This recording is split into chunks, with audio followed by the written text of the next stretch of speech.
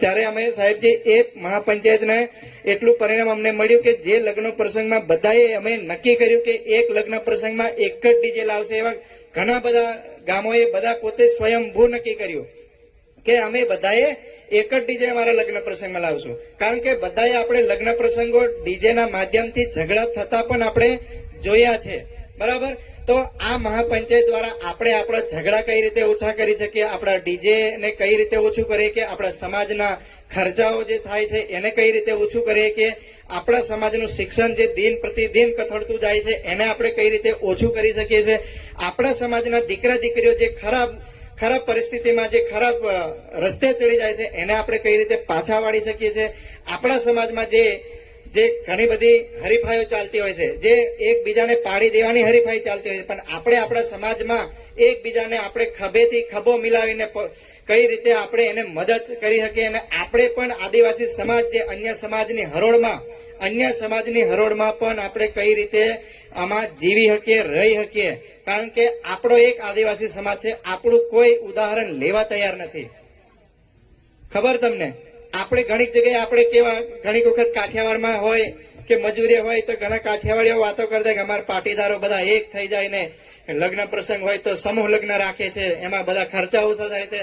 તો એવા સમાજોનું આપણે ઉદાહરણ લઈએ છીએ, બરાબર. તો એ સમાજનું ઉદાહરણ આપણે લઈએ છીએ, તો આપણે કેમ આપણા સમાજનું ઉદાહરણ બીજા સમાજો કેમ ના લઈ શકે? આપણે બધા ભેગા થઈને સામૂહિક શક્તિ ભેગી કરવાની છે આપણા આદિવાસી સમાજને. ત્યારે આપણે આપણું ઉદાહરણ કઈ રીતે લઈ શકે, કોઈ પ્રસંગમાં આપણું કોઈ એવું ઉદાહરણ નથી કે જે આપણને જોઈને કોઈ બીજો સમાજ કામ કરી શકે છે. આપણું એક જ ઉદાહરણ પૂરું પાડ્યું છે, નાચવા કૂદવા ખાવા પીવામાં જ.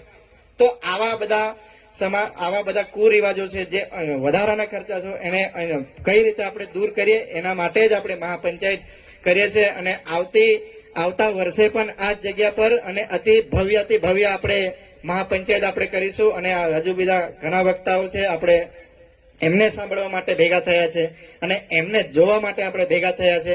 બાકી ઘણીક વખત આપણે ભેગા થઈએ કે રાજકીય પાર્ટીઓમાં ભેગા થતા હોય છે તો કોઈ સાંભળવા તૈયાર થતું નતું, કોઈ સાંભળવા કે કોઈ કહેવા માટે તૈયાર નતા થતા. તો એવા આપણે ઘણા બધા મહેમાનો છે, એ મહેમાનો હું ખૂબ ખૂબ સ્વાગત કરું છું. અને કિંમતી સમય બગાડીને ઘણા કેવું કે લગામી કેવું ગામ હશે, ક્યાં આવ્યું છે એવું બધું પૂછતા હતા. આ અમારું લગામી ગામ છે, જે એક મહાપંચાયત દ્વારા અમે સમાજને એક એવું ઉદાહરણ પૂરું પાડવા માંગીએ છીએ કે લગામીમાં મહાપંચાયત થાય છે તો અન્ય સમાજમાં કેમ નહીં, અન્ય વિસ્તારોમાં કેમ નહીં, અન્ય લોકો કેમ નહીં. તો આપણે બધા આ મહાપંચાયતના ઉદાહરણ થકી આપણે આપણા સમાજને કઈ રીતે જે દૂષણોમાં, કુષણોમાં, વ્યસનોમાં, ફેશનોમાં જે જાય છે એને આપણે કઈ રીતે પાછળ વાળીએ કે એના હેતુથી જ આપણે મહાપંચાયત કરીએ છીએ. અને મારા સ્ટેજ પર ને મારા લગામી ગામે અને મારી મહાપંચાયતમાં આવ્યા એ બદલ તમારા તમામ મહેમાનોનો અને નામી અનામી નીચે ઘણા સરપંચો, ઘણા તાલુકા પંચાયત સદસ્યો, જિલ્લા પંચાયત સદસ્યો,